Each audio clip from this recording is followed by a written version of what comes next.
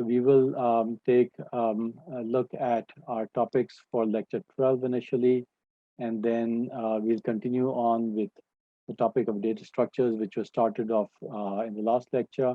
We were looking at primitive versus non-primitive data types, and we'll take a closer look at some of the non-primitive data types, such as arrays, and a very important topic called linked lists and pointers will be discussed today. And if time permitting, we'll look at other topics such as binary search trees as well.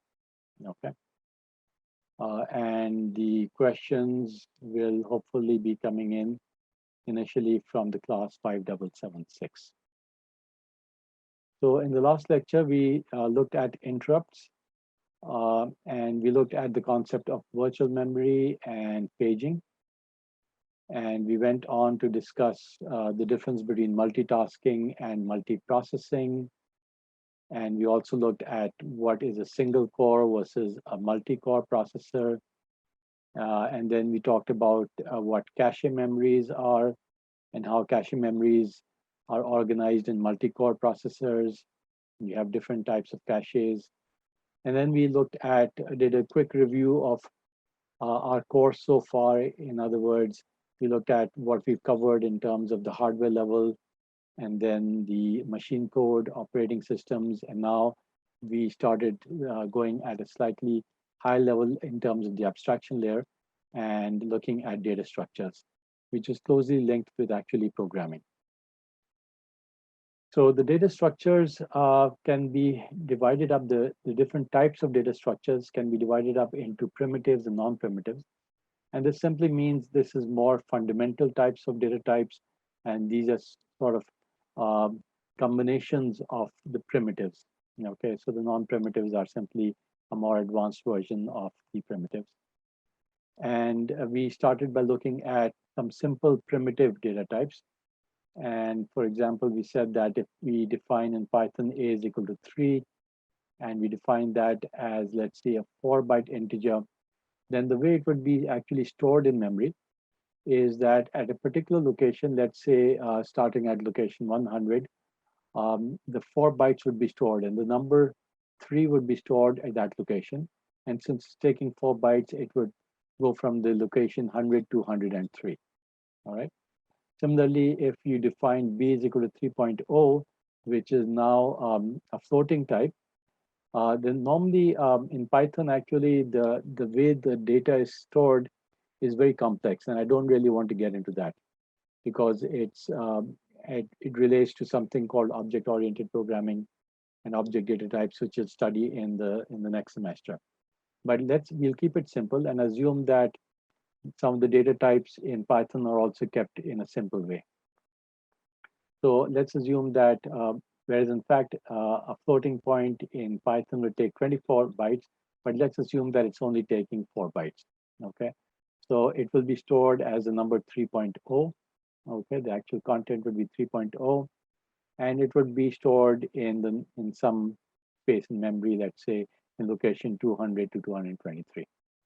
And then, for example, we said that you could have a Boolean and it actually only requires 1 bit, but let's assume that it is taking up a whole byte. So it could be stored in the location 300 in that 1 byte in 300, and the value would be true.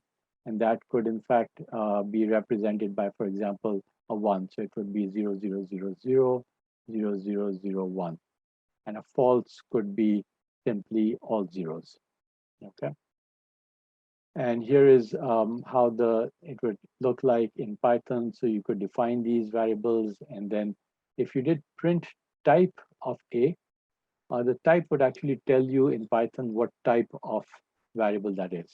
So it would tell you that it is of class integer. Forget about what this means, but let's just take a look at this. It's basically saying that A is defined to be an integer. Why is it defined to be an integer? Just simply because the value given to it was an integer. In other programming languages, you need to actually define whether explicitly that it's an integer or floating point. But in Python, just by the value that is given, the data type is sort of assumed. So when you define b is equal to 3.0, it will internally define it as a floating data type. So similarly, if you say C is equal to true, then internally Python will define it to be of type Boolean. Okay. Now, these were some of the primitive data types. Another primitive data type is strings. We've talked about integers, floating, Boolean. Let's talk about string now. Strings are a little bit more complex. So let's say that we define a variable called S1 and we say S1 is equal to hello. Okay. Now, can somebody tell me how do you think it will actually look in memory? So let's assume that S1 starts off at location 400. So how do you think this will show up in memory? And I think I've already given some hints over here, but I'd like people to be interactive and tell me, and let's have a discussion as to how it would be stored in memory. Any ideas? Abdul Rahman. Ji Abdul Rahman.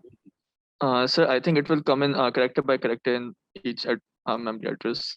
Right. So because each character contains 1 byte of data. Exactly right. So if you remember, every character only takes 1 byte. So H will be stored in 1 byte, E will be stored in the next byte, and it will all be in contiguous bytes. Contiguous simply means that it is adjacent.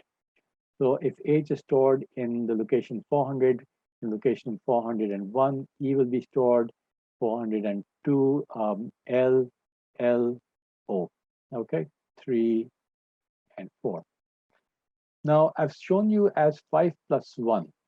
And the reason why I'm showing this to you as 5 plus 1 is because I'm going to include something called a null character. All right. Now, why do you think a null character is needed, and do you remember what a null character was from my earlier discussion on from some of my earlier lectures? For example, we discussed the ASCII data types. So does anybody remember how is null basically a 0, you think? Is that the same thing as a 0, as a number 0? This is an O. Sir, null actually means nothing is there. So I guess over here it would be there so that the string doesn't just concatenate into the next preceding data type, whatever it is. Okay. Maz, you said something, something specific. You said there's nothing there. Okay. Now, nothingness could be over here, but null is not nothing. Null is not the same thing as nothing. It's not the same thing as 0. It's not the same thing as nothing.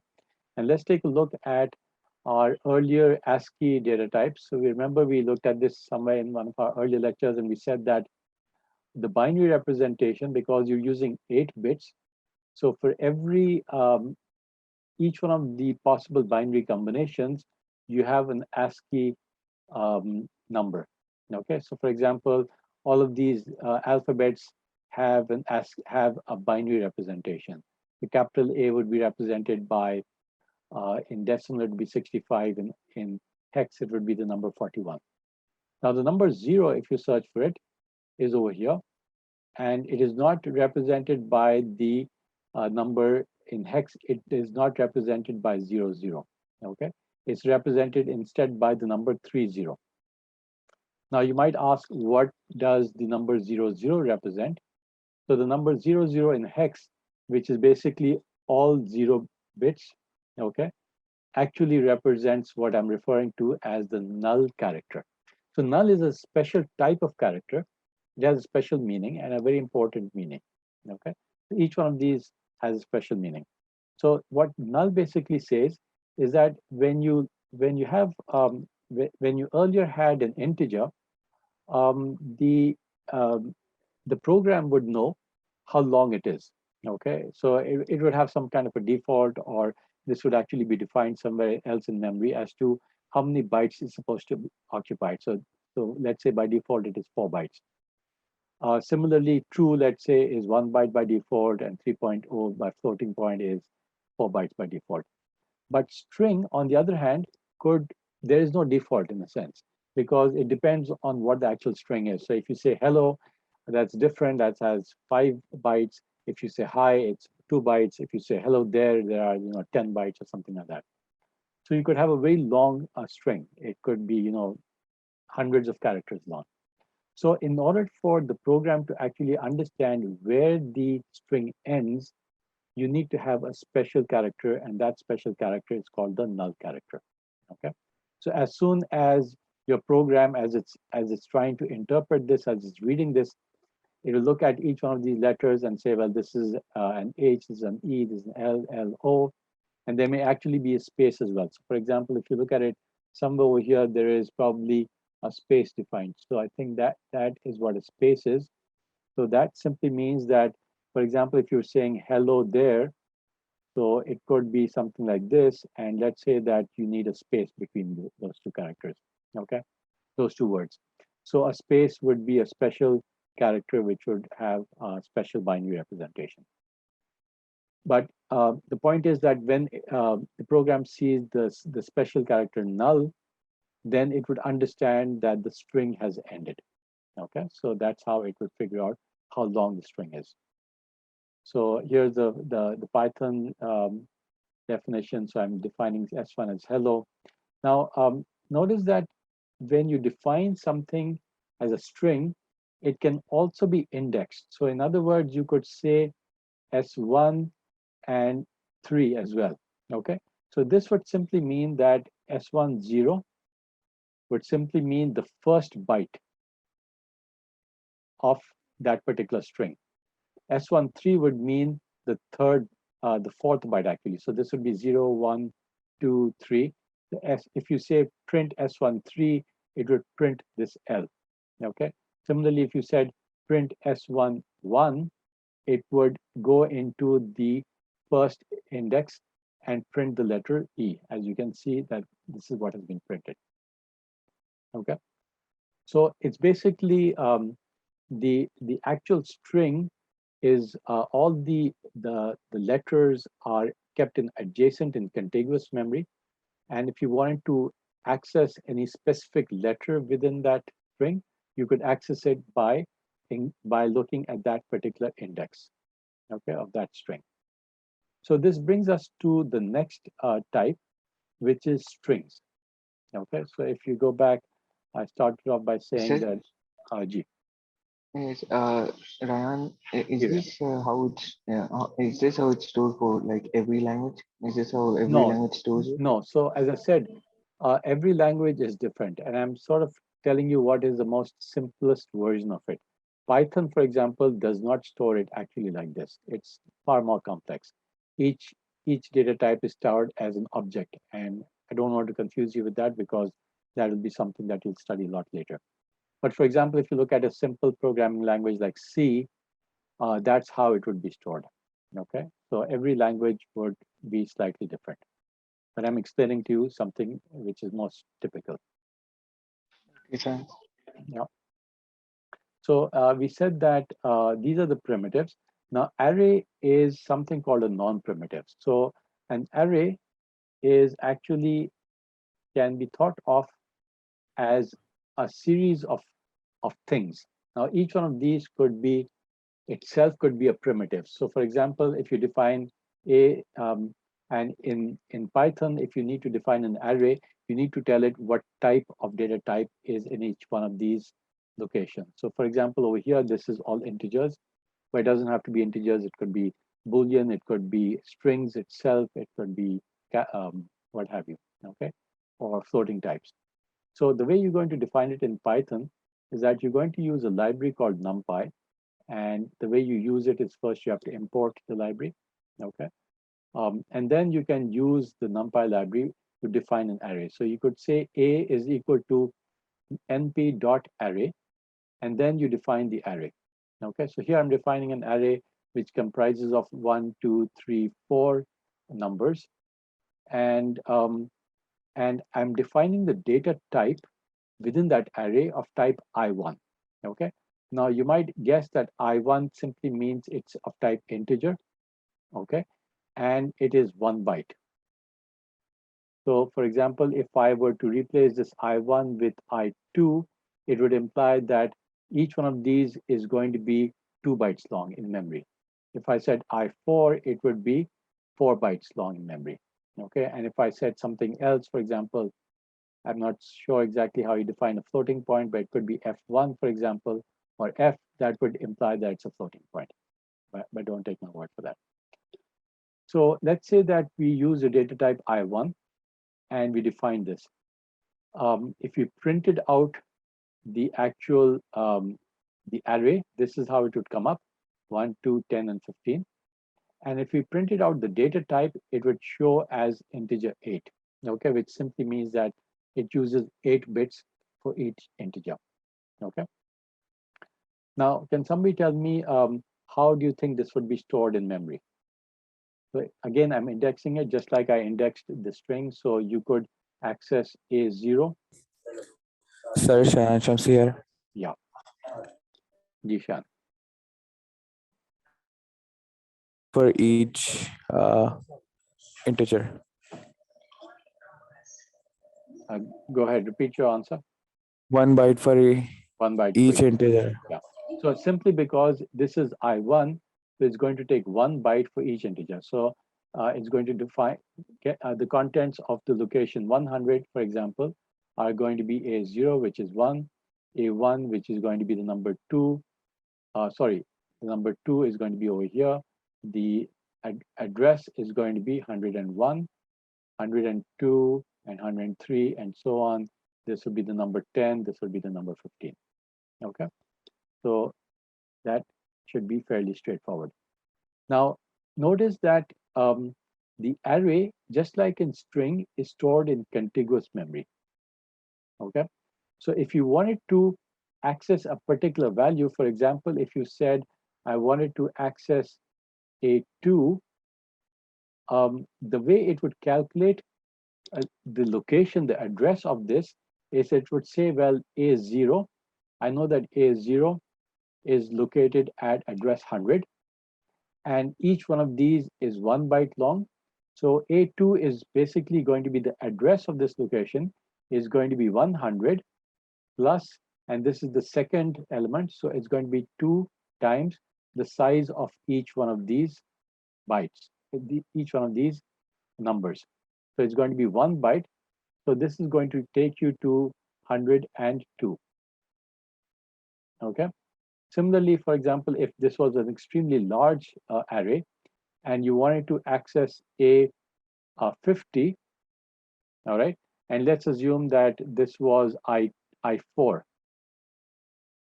So can somebody tell me what would be the address of A50 and how would it actually access it? Sir, I think it will be 13. 13, 1, 3. Yeah. Can you explain why is that? Sir, because if you're saying 4 bytes for one integer, then on the 50th byte we would be at the 13th index. No, actually 12. I did not count the 0th. Okay, I think I'm losing you. I'm not sure exactly how you're doing this, but let me try to explain. When you're saying Sir, A50, Haider Seed Khan, Ji Heather. is it 100 plus 50 multiplied by 1? Okay, so now we're getting somewhere. It should be 100, the offset, because we know that the first location is 100, okay? And if you want to go to the 50th element of this array, then the address of that, the address would be calculated by saying this is the first location and we need to add 50, okay? Now, it was 54 I1, but what if it's I4? Sir Abdullah Maqsood, we will multiply it by 4. Okay, so exactly right. So we will multiply this by 4, okay? So this would be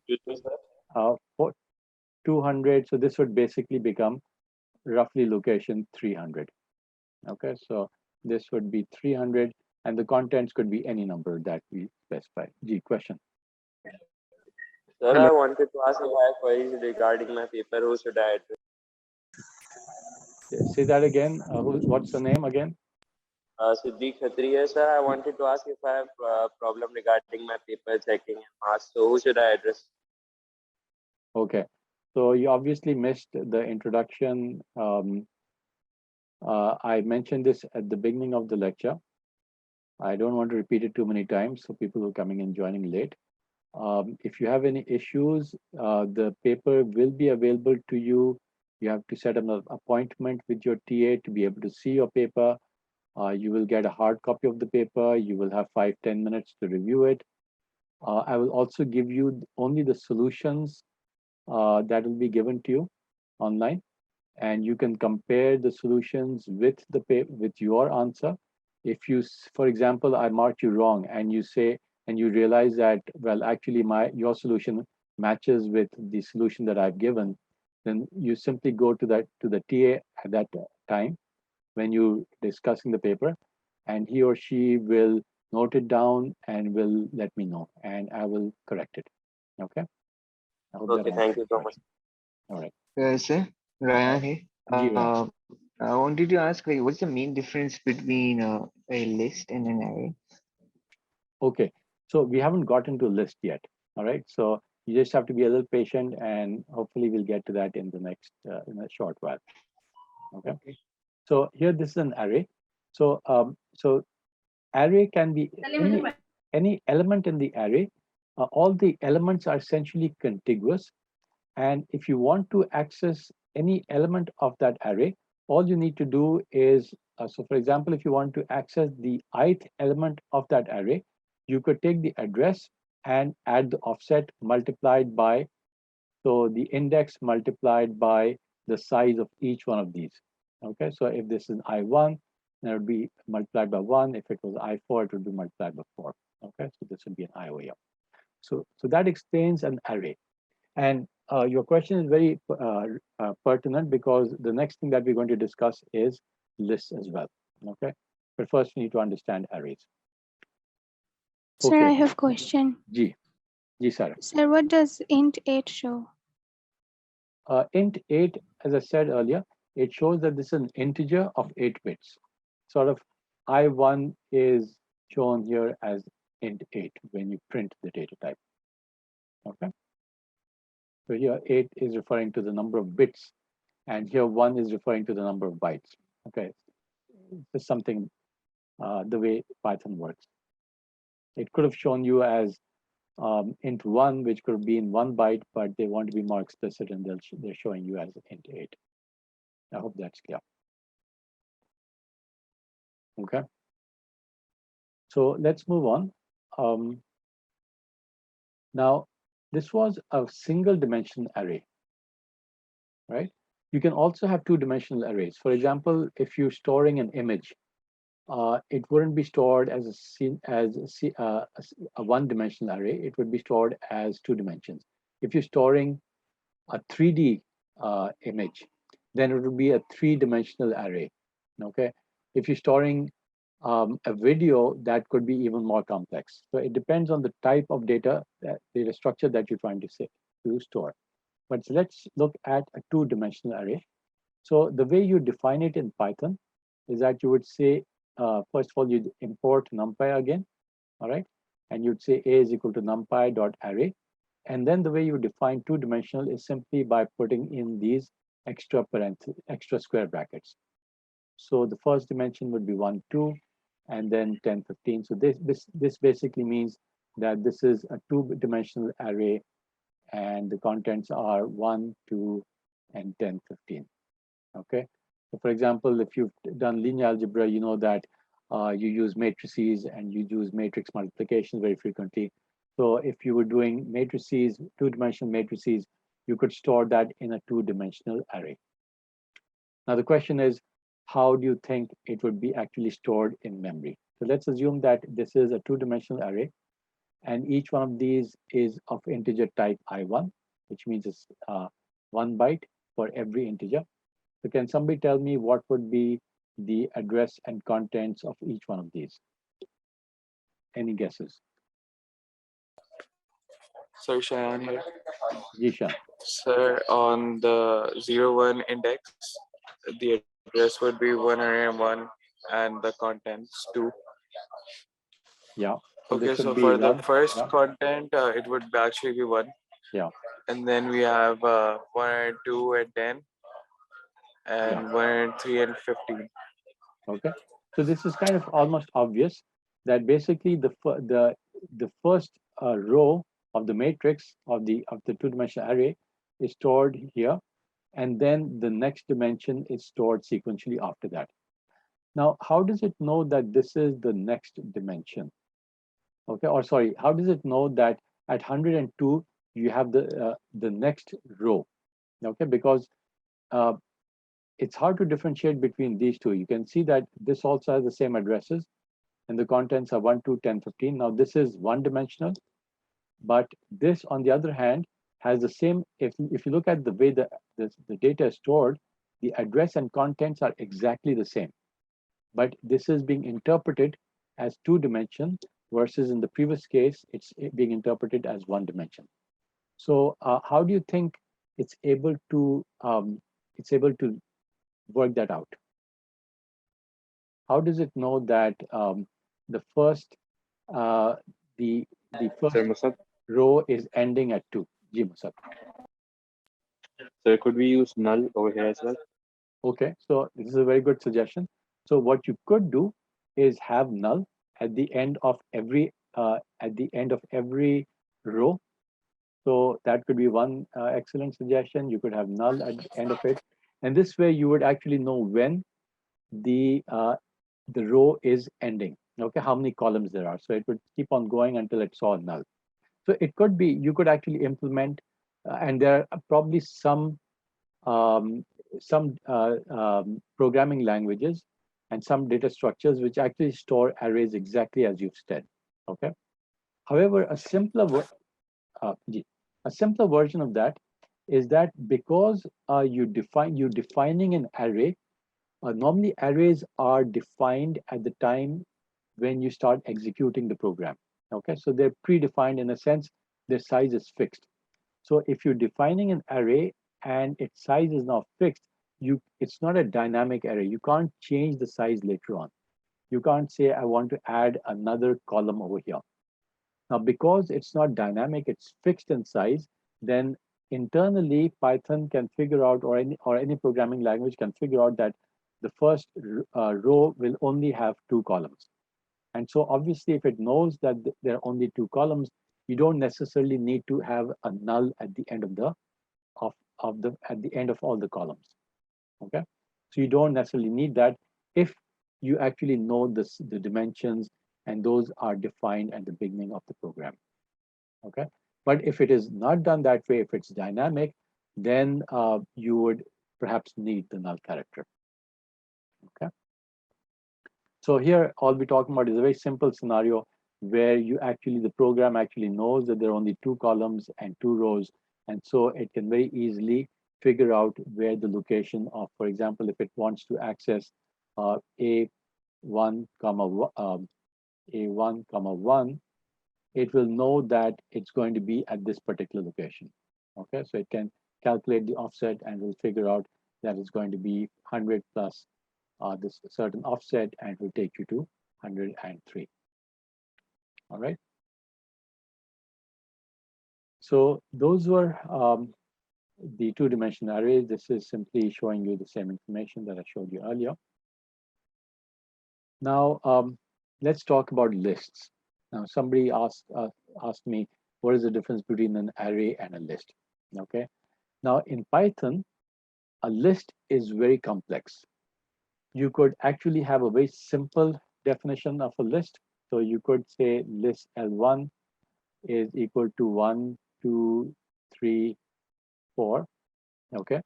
And it may look very similar to an array, but a list can actually be far more complex. So for example, a list in Python can have all different types of primitive data types. So for example, you could have a list which comprises of 10, an integer here, a string, a floating point, and a Boolean all mixed together. Okay, doesn't have to be that way, but it can be that way. Okay, so a list is far more powerful. But having said that, let me go back and say that an array does not allow you. So in an array, all the data types are going to be the same. So each one of them is going to be an integer of exactly 1 byte long. Okay, or if it was I4, all of these numbers would be the same data type. They would be integers of length 4 bytes. Okay, you can't have a mixture in an array, but a list you can do that. All right. So now the question is, how can you actually do that? How would you store this complicated creature called a list, which has different elements in it, and each element is actually of a different data type, okay? And these are primitive data types. So can somebody tell me how could one possible solution could be, how would you store this in memory? And let's see if you can come up with some interesting solutions. Sir, Ryan. Jiran, Mohammad Lal. Ryan first, go ahead. Yeah, so well, since the list is predefined basically, so it won't change later. So you can go one by one, like the program itself can get to know like the data and then how many bytes it takes to store it, and Okay. yeah, and base the address on that. Okay, so excellent suggestion. So what Ryan is suggesting is that because it is stored and it's predefined and it's fixed, so we can actually store it in memory contiguously. Okay, so for example, if this is location 100, you could have the number 10 over here. Okay, assuming that it's of an integer of one byte. Okay, and then we could store high and I'm going to move this. So high could be stored as hi, and then of course you need a null character at the end of it because this is going to be a string. So L1 could be from locations 101, 102, and 103. Okay, so far so good. And then in order to access L1 of 4, so this would be L1 4, sorry, L1012. Okay, the L1, the the second element of that would be 5.3. Now, since this is a floating point, let's say that it's using up 4 bytes, so it could be from locations 104 till 107. All right, and then we could have a Boolean, G Nidal. Sir, is the null character necessary after every string? Okay, so you've raised an interesting question because you're saying that this is fixed and you know that this is only 2 characters long, so maybe you don't really even need the null. It's an interesting thought. So what I'm telling you is that there is no single way to store a particular data type in memory. Okay, you could define your own data types, data structures. So a data type could be stored in different ways in memory, and there's a lot of flexibility. And each programming language may have its own unique solution. Each of you may implement this in your own unique way. Okay, but you have to do it in such a way that your memory doesn't get messed up. In other words, your program knows how to deal with the data. Okay, that's very important. And also that it is efficiently kept. So we'll talk about efficiency later on as well. But the point that you're making is valid, that it may or may not require null. So null may be redundant in some cases over here. So let's keep going. The L12 could be in the next 4 bytes, and L13, the third element of that list, could be, let's say, true. That's a Boolean, so it may only be taking up 1 byte. So this could be in location 108. So does this solution make sense? And does anybody see a problem, if at all? Sir, the integer 10 it's stored in 1 byte only. I think that was Heather. What's your question again? Sir, is the integer 10 1 byte? Yeah. So we're assuming that it is 1 byte. All right. Making some assumptions over here. If it was 4 byte, it would take up more space. Okay. But let me add some complexity. Let me tell you that G Maz. Sir, I was asking, would we need another phase before the high? I know when I'm switching element. Okay, so I think your internet is a bit slow, so I really didn't understand what you said. Sir, sir, he's So, asking, how do we know when we're switching between different data types from 10 to high? very good. So how would we know where one ends and where the other one begins? That's your question, right? And that's a very valid question. Now, so the assumption here is that all of these are predefined, and we know that this is only going to be 2 characters long, and this is 1 byte long. So if we know that this is 1 byte long, then we know that the second element over here is going to begin will begin at location 100 plus 1. Okay, and if we know that this is 2 characters long, then we might be able to guess that the next element is going to, you can calculate the offset. But this is hypothetical. Okay, I'm just telling this is one way, but this is not really how it's done. Now let's try to understand what could be the complications over here.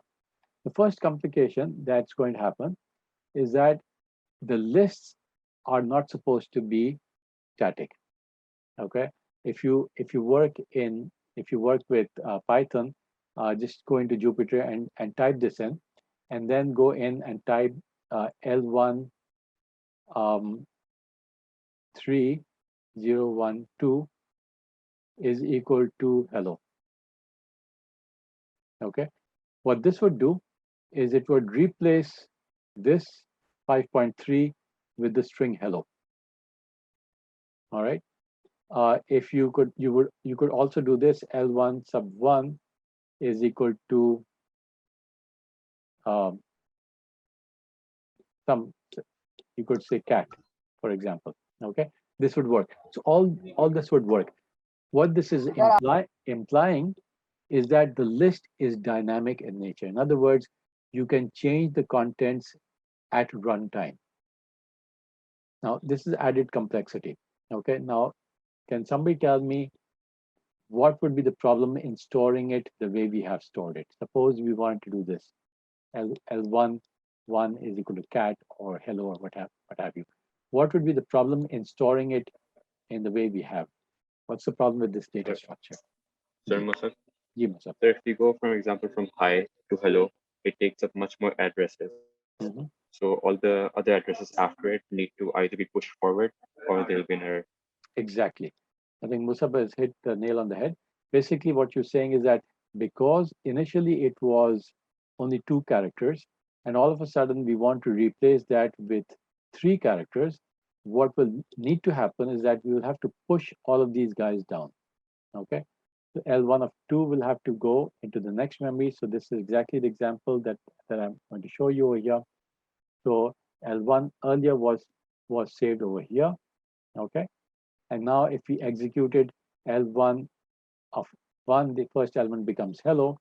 What happens is that you have to shift all of these guys down. So L1 of 2 earlier was at location 104 to 107.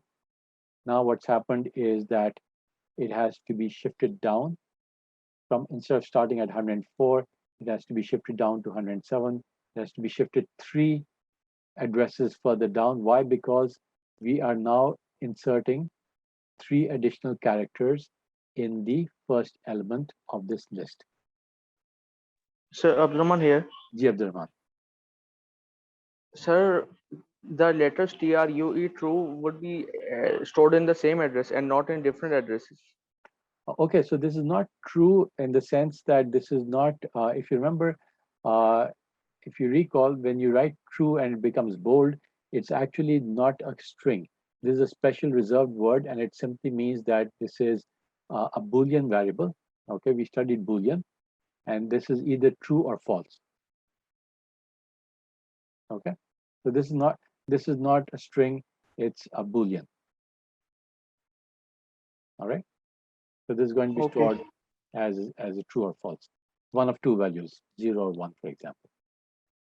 So you get the idea that this is clearly not a very efficient solution, okay, of storing of a data. This is basically saying that if you want to have a data type which is of type list, which has variable structure, then the data structure which is shown over here, which is basically saying that we're storing each one of those elements in contiguous memory, is not very efficient. Why? Because we want to make sure, we want to have the elements be dynamic. In other words, at any given point, we want to be able to change this element, and instead of saying hi, we want to be able to store anything else. Instead of 10 over here, we could actually store another string over there. So now the next question becomes, how do we handle that?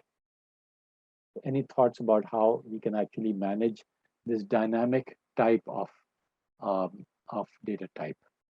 Okay. Any thoughts? Sir, I guess Shan. we can. Ishan. Sir, for at each index, we could define a specific number of bytes which we could not exceed, and then use those specific number of bytes for each element. Okay, very good. So here's a solution.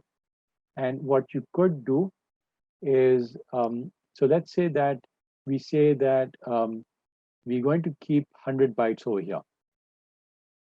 Okay, at every element, we're going to keep 100 bytes because we're assuming that the element over here is not going to take more than 100 bytes. Okay, so L1 of 0 could, the address location could start from 100 till 199, and then L2 could start from 200, and this is decimal numbers, not hex, 299, and so on. So Sir, will this work? sir, Ryan, Jiran. this isn't truly dynamic, is it then?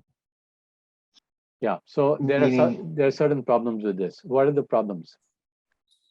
Sir, it wastes a lot of space. Is that Number one?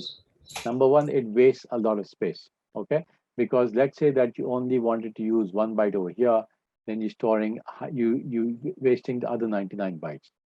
What other problems exist?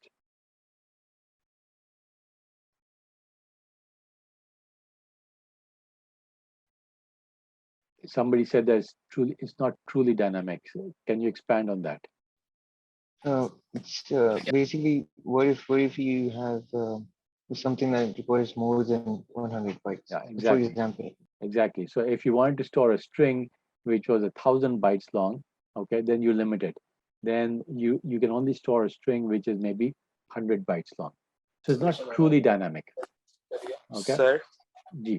Shan, Ishan. we could do another thing, that we could not have contiguous memory.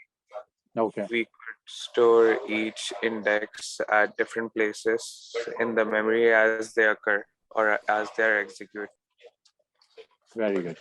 So basically now you've got the solution. All right. So the solution, as Shan has rightly pointed out, is actually to use, maybe don't use contiguous memory. Okay. And if you're not using contiguous memory, then what you could do is use the actual location, and you would need to actually have what is called a pointer or an address of the actual location. Okay, so let's say that the actual location was 100, and now we need to, sorry, this is the location, this is sort of now what we're going to refer to as a pointer. Okay, a very important concept. So a pointer is basically the same thing as an address. Why we call it a pointer and not an address will become clear later on. But for all practical purposes, you can think of a pointer as interchangeable with an address. Okay. So basically, let's assume that the content over here, as I think Shian pointed out, doesn't itself has to be the actual value that you want to put in, but it's going to be the address of the location where you're actually going to store the actual value. So let's say that we want to store the number 10. So can somebody tell me the solution to this? So what number should we put over here, and where should we store it in memory? Where would we store the number 10?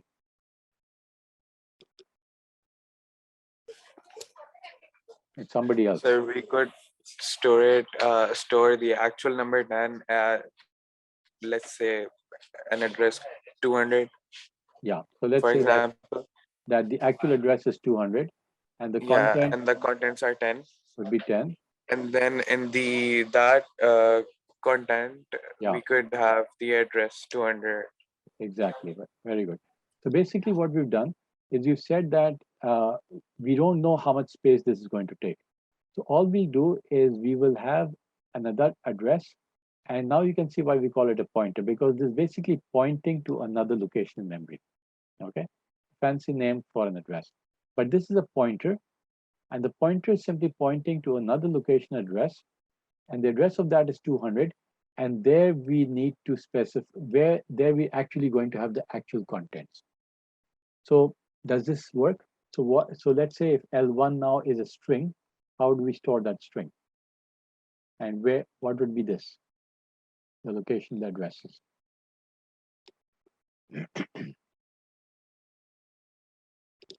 How would we store this string? 101. Who is this again? Bilal. Muhammad Bilal. So 101 would store what? 201. Okay, so 201. And you could have, let's say, hello, right? And a null over here. Is that right? Yes. Okay. So looks good. Looks good. You've got 201 pointing at this location, and there you've actually got a variable size string. There's a little bit of a problem with this. Can somebody point out what the problem is with the numbers that we've chosen? Okay. Let me be more explicit. Let's assume that the address itself is 4 bytes long. Okay, this is a 32-bit computer, so the address is 4 bits long. So it should be 204, 200. Yeah. So, well, the content could be 1 byte. So this is this. So where's the mistake? If the address is 4 bytes long. Spread the address. Can somebody tell me exactly where the mistake is?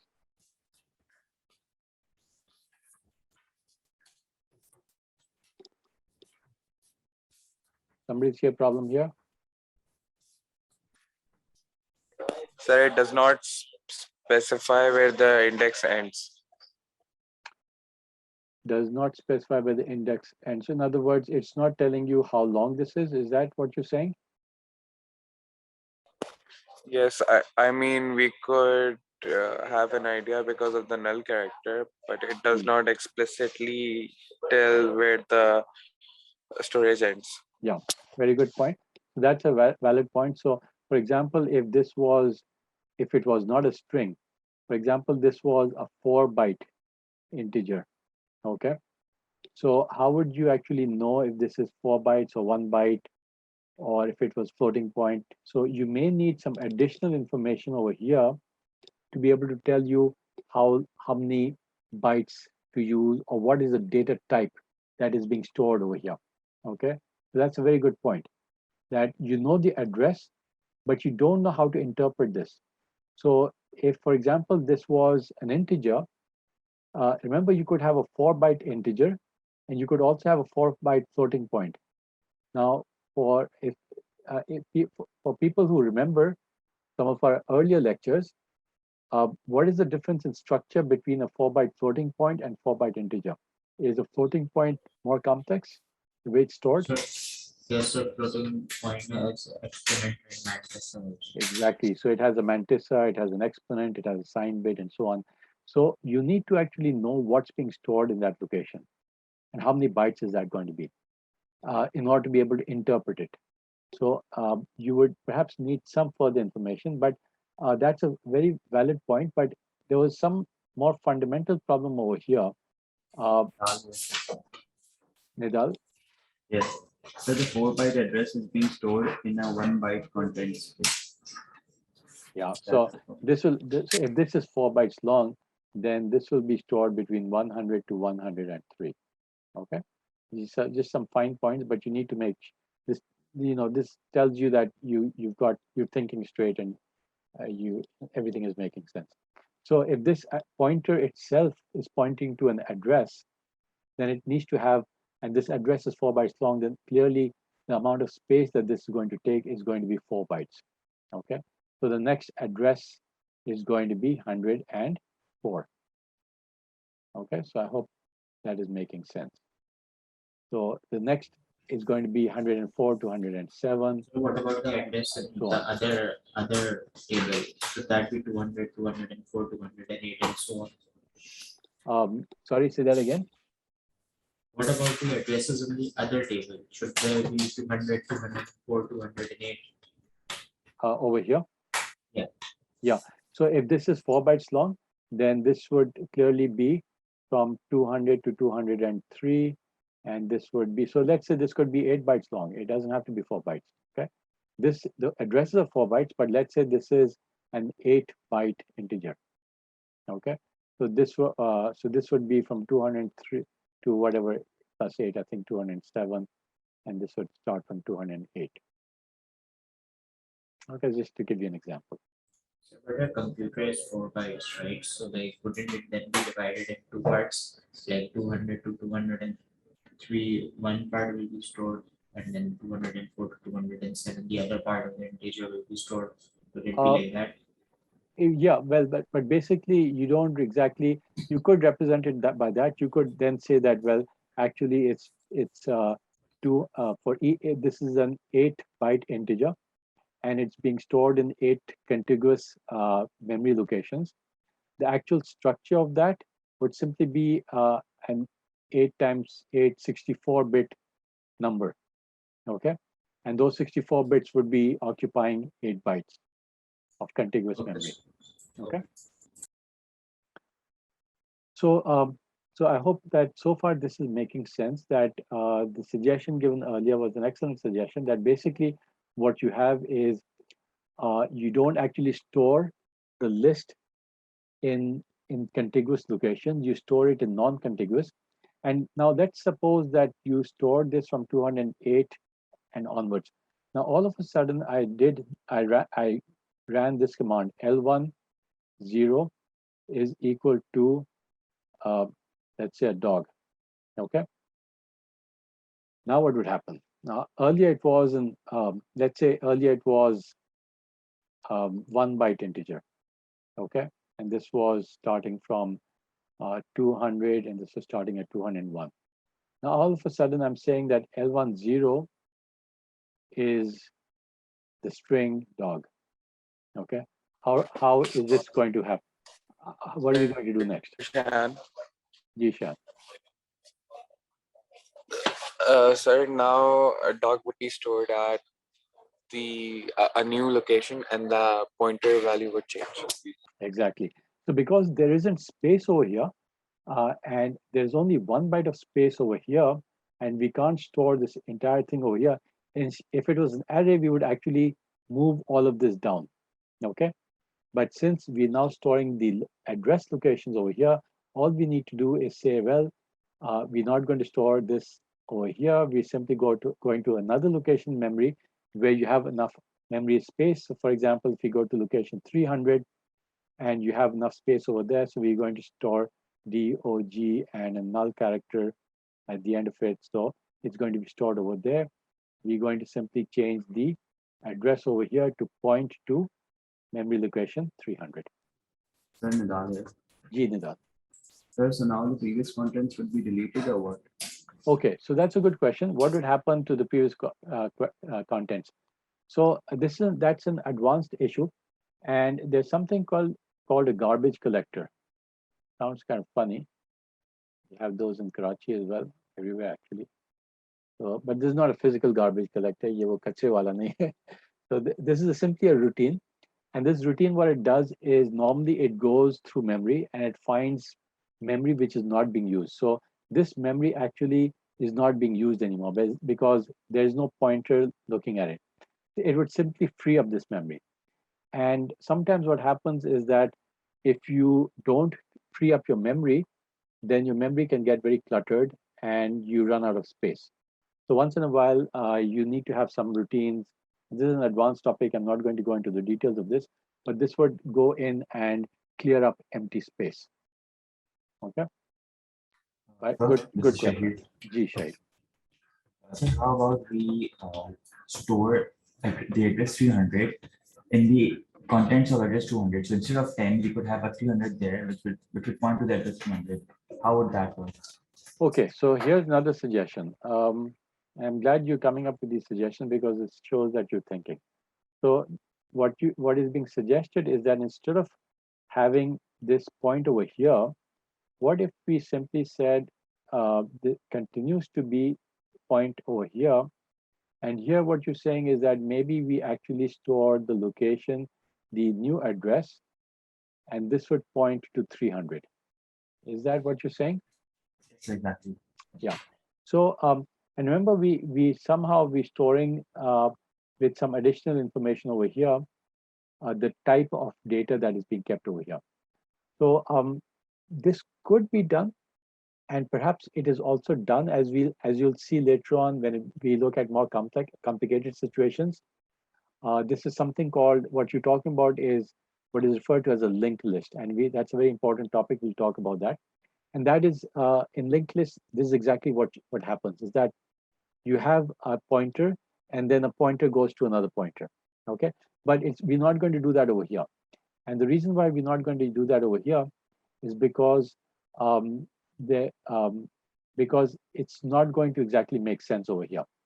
The reason is that as you, if let's say we change the data type of this and said that this is another pointer, now how do we know that the actual data that we're looking at was not a pointer, but it's actually we're supposed to go to another location? Okay, it could be done. So what you could do is, I think I'm probably losing some people who are not aware of the advanced things, but what you could do is have a whole series of strings. But then the point is, what are you gaining by having this dual pointer? Okay, I see. you're not really gaining anything.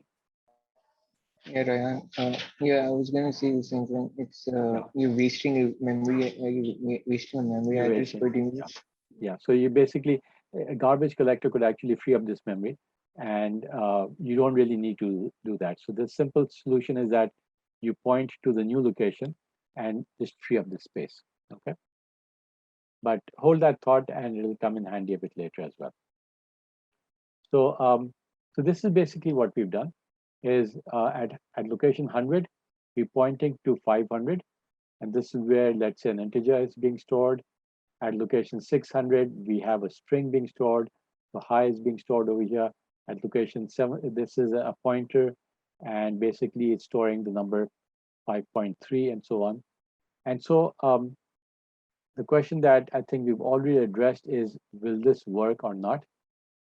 There is still a problem that we already said. Well, the problem is that we don't really know what is the data type at this location, whether it's a string or it's a floating point. Is this a 4-byte integer or is it just a 4-point floating point? Okay, so what you could do, make it more complex, is that you could add a type. Okay, so you could say that we're going to have a pointer over here. It's going to point to location 500, and there's actually going to be a content. And the next 4 bytes are going to specify the type of the data. Now, you might say, well, why do we need 4 bytes to specify a type? How many bytes do you think could be used to specify the type? Suppose it's a string. You have a string, you have a 4-byte integer, you could have 4-byte floating point, you could have true or false. Nidal. The two tables, where would it be stored? Would they be in the same memory? The two tables, the label one and Yeah, the so right this, one? yeah, so the left table and the right table is all in the same memory. Okay, I'm just showing you in separate tables, but actually all of this in the same memory. I mean, you notice that they're not overlapping. Okay, so I'm going back to the same case. This is from 100 to 112, and I'm using different locations. So I could have shown this as starting over here, but to make it convenient, I've shown it on the right side. Okay. Sir, I have a So question. that's all RAM. Shan. Sir, do the indexes have to be contiguous in the memory? Good point. Okay. What if the indices over here were not contiguous? So let's say that in order to access L1 of 2, we didn't know that this L1 of 2 itself was not contiguous. Would that work? That could be a problem. Okay, that could be a problem.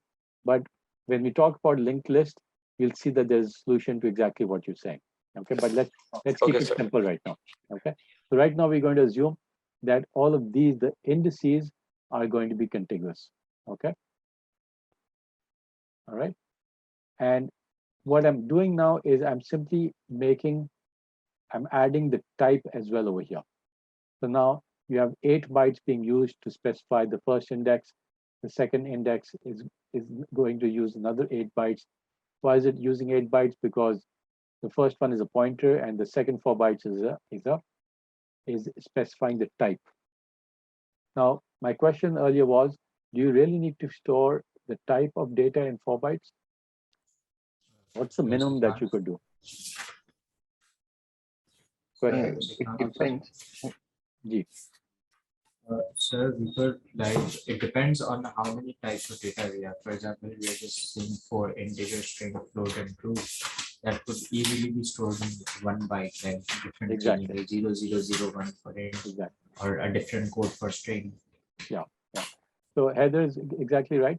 Basically, you don't really need 4 bytes. I've just made it simple to show as an example, but you could actually have just 1 byte over here. Okay, so 104 could be, and this could start at 105. Okay, so with 1 byte, you could actually have 256 different types of data types. And that's perhaps more than you actually need. You could even use just 2 or 3 bytes, through 2 or 3 bits to store all the different data types that you want. Just a few bits. You don't even need a whole byte. Okay, so these are just examples. We've covered the basic issues to be able to represent a list. And now we're almost done with this. But let's take a look at a more advanced concept, which is called a linked list. Okay, so sorry, I have another example over here. So let's say that now you said L1 is equal to hello. So I think we've already done this. But basically what could happen is that you would change the pointer and it would go to some other location which was free. And you would put in hello over there, and your earlier addresses would remain the same. Okay, so this is just an illustration of what we've already done. The important thing is that we don't need to shift L1, L2, the second element or the third element of the list, okay, as we would have had to done if it was being stored as an array. So now let's look at a concept called linked list, okay. So this list that we're talking about is actually often stored as a linked list. Okay, so what we were showing over here is a very simple version of that. A linked list is actually slightly more complex, and it actually uses some of the concept that somebody was just talking about, is that whether this itself has to be contiguous or not. So let's try to understand what a linked list is. So here's a linked list. There are 2 versions of it. I'm showing you on the left side how it will appear in memory. Now, on the right side over here, I'm showing you how it is typically depicted. Okay, this is how it's actually drawn. It's shown as a number of boxes, and these are called nodes. Okay, so this is 1 node, this is a 2nd node, this is a 3rd node, and this is a 4th node. Why do we have 4 nodes? Because I'm defining a list which has 4 elements in it. Okay, so what we're going to do is sort of similar to what we've been talking about. The first element, let's say, is stored in location 500. Okay, just like before, it's stored at a particular location. It's stored at location 500, and at 100 you have a pointer to that. So this is the same concept. The first element is stored at location 500, and the second element, let's assume, is not stored in contiguous memory, but it's stored at location 600. The third element is stored at 700. The fourth element is stored at 800. Okay, and the actual content is right there. And then you have an address, which is basically a pointer to the next element. Okay, so it's a slightly different version of the same thing. Earlier, what I was doing was I was saying that the at this particular location, you simply have a pointer, and the actual contents were at a different location. Now what we're doing is we're saying that the actual contents are also over there. Okay, starting at 500, the actual contents are right over here, and the pointer is in the adjacent contiguous memory. So the content and the pointer are now both in the same contiguous memory. And then the pointer is going to point to the next node. Okay, and this could be at a different location. And then the contents and the pointer again are in contiguous memory and so on. Okay, so basically every node comprises of two parts. The first part is the content, and the second part is the pointer.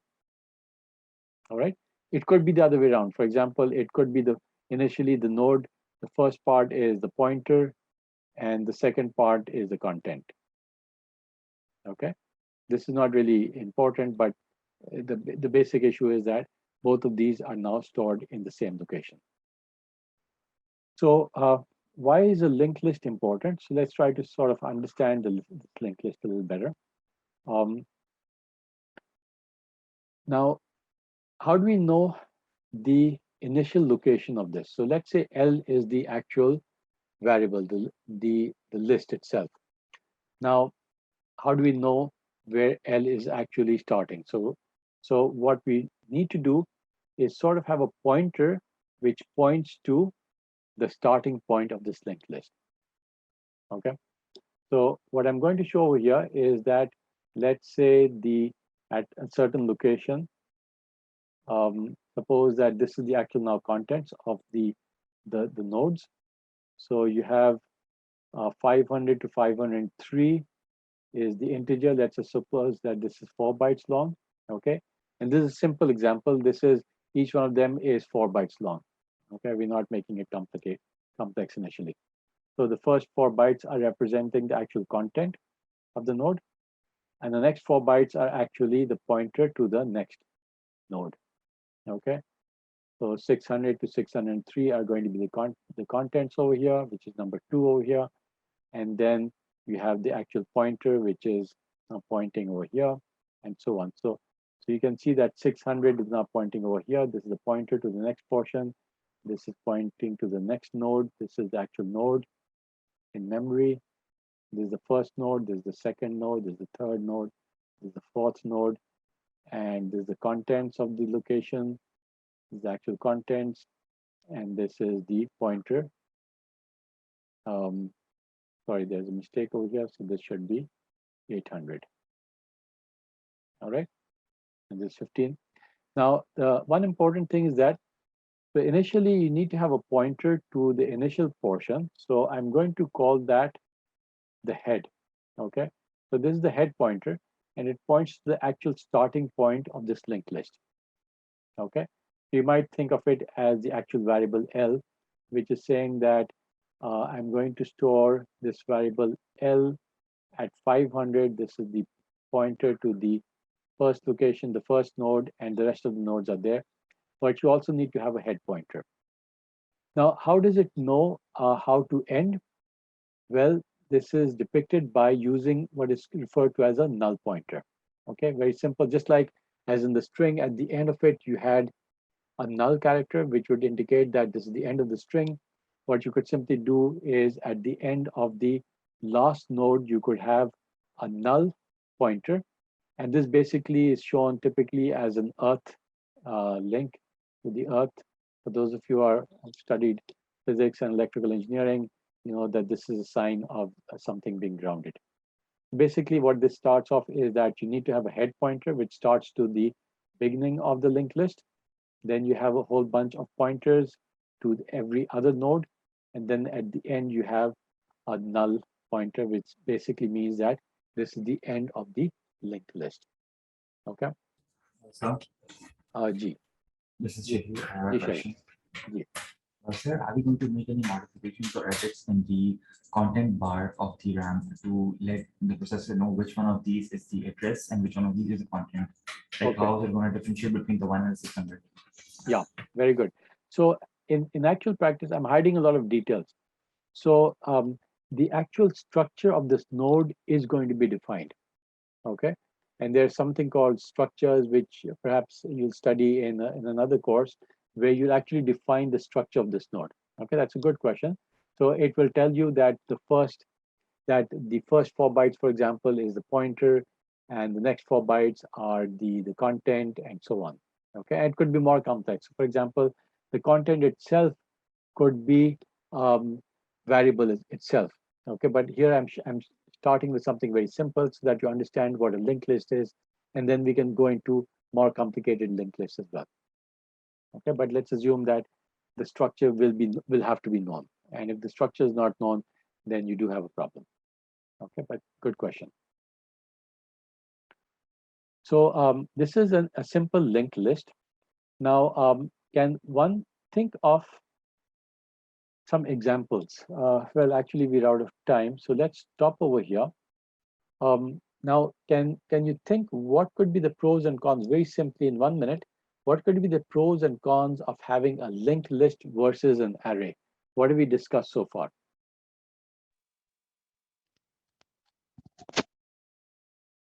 What could be the pros and cons? Are there any advantages? Are there any disadvantages? It would take a long time to access a linked list as So, compared to an array. excellent point.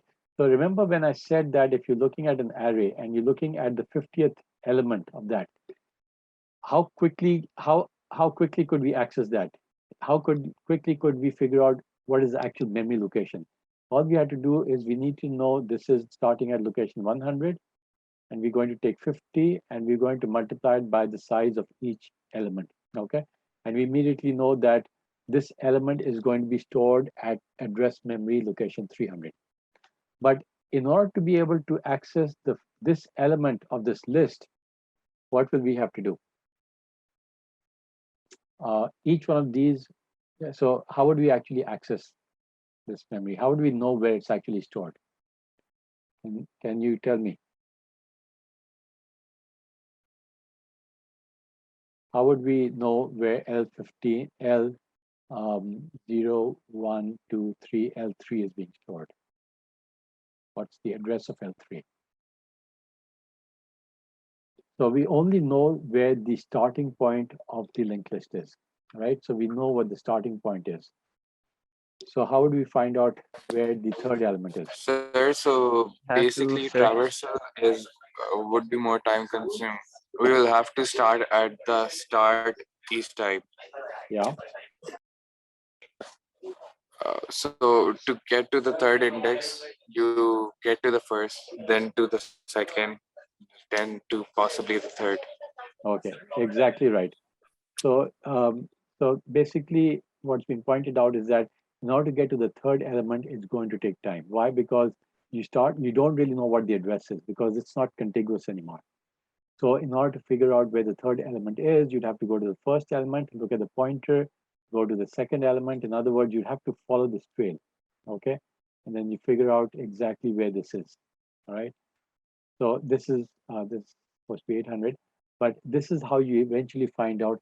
So if you want to look at an element number 50, it's going to take you a long time, right? So you'll have to traverse 50 nodes to be able to get to the location of the 50th element.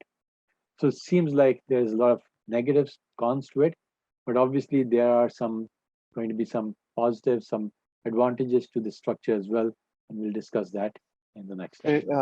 Ryan, I'm sure there are ways to improve this, right? Gee, there can be ways, but the simplistic way of looking at it is that you would need to actually traverse through the entire linked list to be able to get to an element which was way down in the linked list. But yes, there are solutions. Of course, to every problem there is a solution. Okay, and that's what developers do, and that's what computer scientists actually do, is try to come up with solutions to problems.